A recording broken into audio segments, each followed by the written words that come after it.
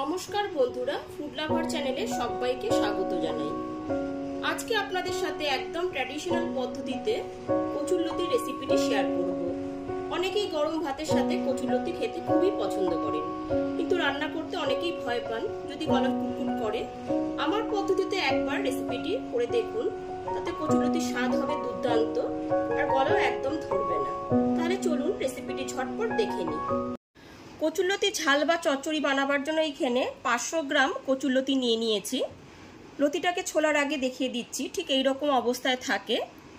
এবার লতিগুলোকে আমি একটা বটি দিয়ে লম্বা করে সরু করে কেটে নিয়েছি। প্রত্যেকটা লতিকেই একই মাপের করে কেটে নিয়েছি। এবার লতিগুলোকে খুব ভালো করে পরিষ্কার করে জলে ধুয়ে নেব। কচুরলতিগুলোকে প্রথমে সরু আর লম্বা করে কেটে নিয়েছি। তারপর 4 থেকে 5 বার জল বদলে বদলে ভালো করে পরিষ্কার করে ধুয়ে নিয়েছি। লতিটা ভাপিয়ে নেবার জন্য গ্যাসের ফ্লেমটা অন করে একটা কড়াইতে বেশ কিছুটা পরিমাণ জল দিয়ে দিয়েছি। লতিটা যাতে ডুবে থাকে সেরকম পরিমাণে জলটা দিয়ে দিয়েছি। এবার এতে দিয়ে দিচ্ছি 1 টিস্পুন লবণ। লবণটা দিয়ে দেওয়ার পর গ্যাসের ফ্লেমটা হাইতে রেখে জলটা যখন ফুটতে শুরু করবে তখন এর মধ্যে 2 টেবিল চামচ ভিনেগার দিয়ে দিলাম। ভিনেগারটা দিয়ে খুব ভালো মতো মিশিয়ে নেওয়ার পর গ্যাসের ফ্লেমটা হাইতে করে জলটা একটু ফুটিয়ে নেব। জলটা এখানে ফুটতে শুরু করে দিয়েছে। এরপর এর মধ্যে ধুয়ে রাখা লতিগুলোকে দিয়ে দিচ্ছি। সমস্ত কেটে রাখা লতিগুলোকে দিয়ে দিলাম। সমস্ত কেটে ধুয়ে রাখা লতিগুলো দিয়ে দেওয়ার পর গ্যাসের ফ্লেমটা হাইতে করে দিয়ে লতিগুলো একটু ভাপিয়ে নেব। লতিগুলো একটু উল্টে পাল্টে দিচ্ছি।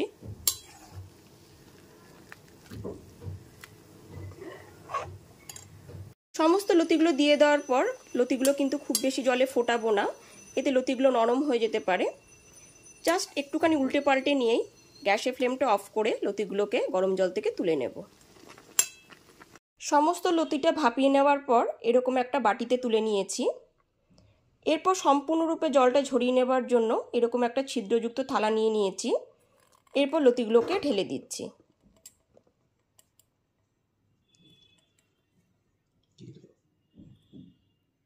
ভাপিয়ে নেওয়া লতিগুলো থেকে সম্পূর্ণরূপে এরকম জলটা ঝরিয়ে নিলে পরে পরবর্তীতে রান্না করার পর গলা কুটকুট করার সম্ভাবনা একদমই থাকবে না। রান্নাটা করবার জন্য গ্যাসের ফ্লেম অন করে একটা কড়াই বসিয়ে দিয়েছি। কড়াইটা খুব ভালো মতো গরম করে নিয়ে তাতে দিয়ে দিচ্ছি 3 টেবিল চামচ সর্ষের তেল। রান্নাটা সর্ষের তেলে করলে পরেই খুব ভালো হয়। তেলটা এখানে খুব ভালো মতো গরম করে নেব। তেলটা খুব ভালো মতো গরম হয়ে যাওয়ার পর এতে 1/2 টিস্পুন কালো জিরে দিয়ে দিলাম।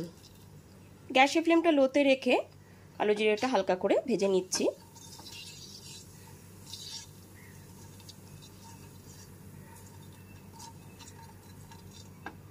কালো জিরেটা হালকা করে নাড়াচাড়া করে নেওয়ার পর এতে দিয়ে দিচ্ছি একটা বড় সাইজের পেঁয়াজ কুচি।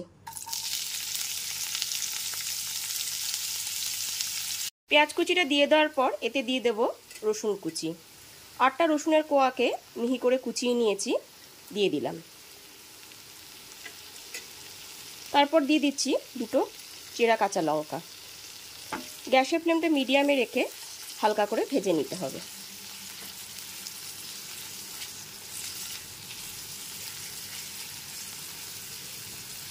এখানে আমি 2টো চেরা কাঁচা লঙ্কাই দিলাম, তবে আপনারা আপনাদের স্বাদ অনুযায়ী ঝালটা দেবেন। পেঁয়াজ রসুনটা একটুখানি হালকা করে নাড়াচাড়া করে নিচ্ছি। এরপর এতে দিয়ে দিচ্ছি 1 টেবিল চামচ আদা বাটা। আদা বাটাটা দিয়েও খুব ভালো মতো একবার মিশিয়ে নিচ্ছি।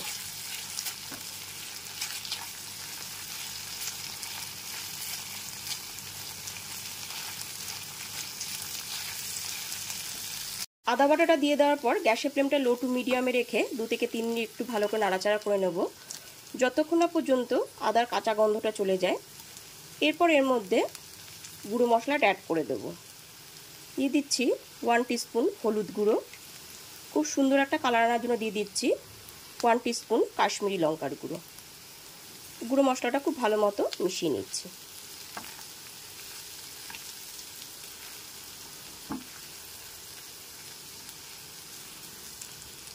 গ্যাসের ফ্লেমটা লো টু মিডিয়ামে রেখে গুঁড়ো মশলাটা 1 থেকে 1.5 মিনিট খুব ভালো মতো একটু মিশিয়ে নিয়েছি। এরপর এতে দিয়ে দিচ্ছি ভাপিয়ে নেওয়া লতিগুলো। সমস্ত জল ঝরানো ভাপিয়ে নেওয়া লতিগুলো দিয়ে দিলাম।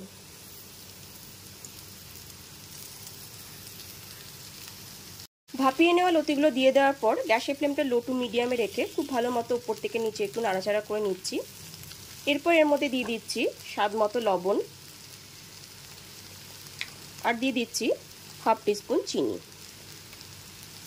লবণ আর চিনিটা দিয়ে খুব ভালো মতো মিশিয়ে নেবার পর গ্যাসের ফ্লেমটা লো টু মিডিয়ামে রেখে 3 থেকে 4 মিনিটের জন্য ঢেকে রান্না হতে দেব।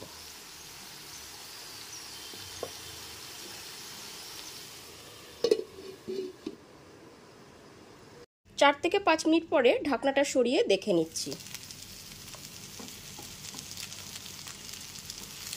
ঢাকনাটা দিয়ে যখন আমি ঢেকে রেখেছিলাম তখন মাঝে মাঝে একটু নেড়ে দিয়েছি। মাঝে মাঝে নেড়ে না দিলে পরে তলা থেকে একটু লেগে যেতে পারে। তার উপর থেকে নিচে খুব ভালো মতো নেড়ে নিলাম।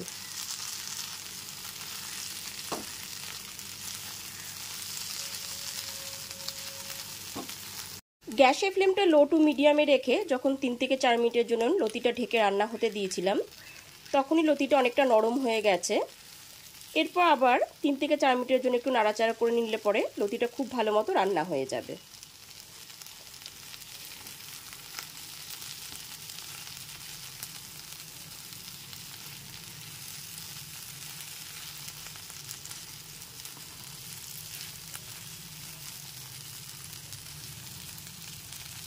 গ্যাসের ফ্লেমটা মিডিয়ামে রেখে 3 থেকে 4 মিনিট নাড়াচাড়া করে নেওয়ার পর ঠিক এই পর্যায়ে গ্যাসের ফ্লেমটা অফ করে 4 থেকে 5 মিনিটের জন্য ঢেকে স্ট্যান্ডিং টাইমে রেখে দিলাম।